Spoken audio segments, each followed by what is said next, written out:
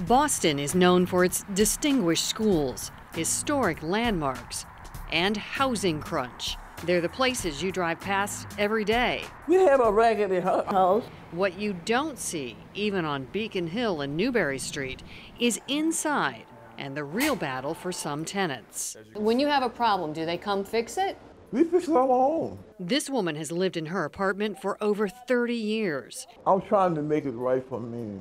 She's fearful of retaliation by the landlord for speaking up, so we are shadowing her. And I've seen they complain too much. They no longer live here.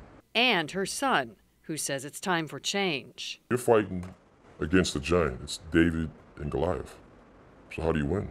If we get a multiple of Davids, we could beat Goliath. So I'm David. City inspection reports show no screens on the windows, a big safety hazard for children, and their building infested by roaches and rodents. How was it addressed? So here's 4 or 5 cans of Raid and some stickies for the mousetrap. Now the smoke detector is in the wrong place.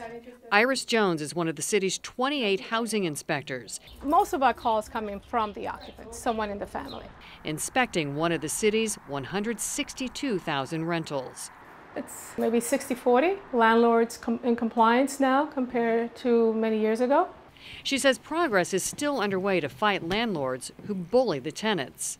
Intimidation still is a factor. We still have some tenants that hesitate to contact the city of Boston. The NBC 10 Boston investigators poured through 2 years' worth of housing inspections, page after page of failed inspections, rodents, mold, no smoke detectors, nearly 600 violations at just one address.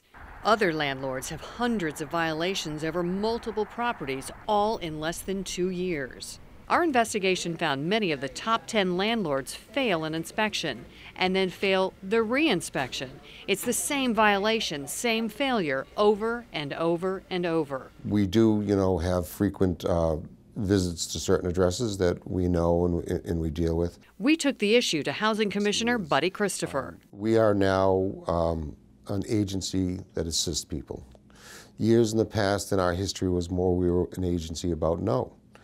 And that's not the case anymore. Since 2 fires in 2012 and 2013 that severely injured one student and killed another, the city started requiring landlords to register their properties and started stepping up inspections. We think overall the housing stock in the city of Boston in the past 5 years has come up remarkably. Is there more work to be done? Yes.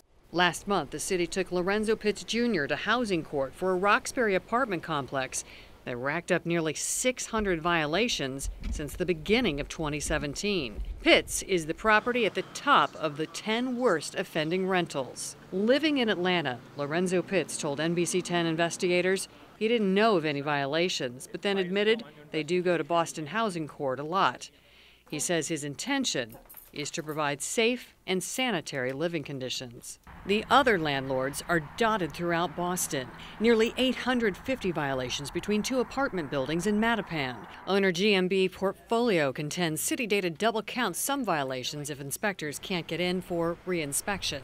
More than 500 between 2 buildings in East Boston, and over 300 violations between 2 buildings in the Back Bay and Dorchester. We want a roof over our head. That's it. To them, it's not a violation until someone gets hurt. To take a closer look at Boston's top 10 worst offending landlords and the violations, go to NBCBoston.com.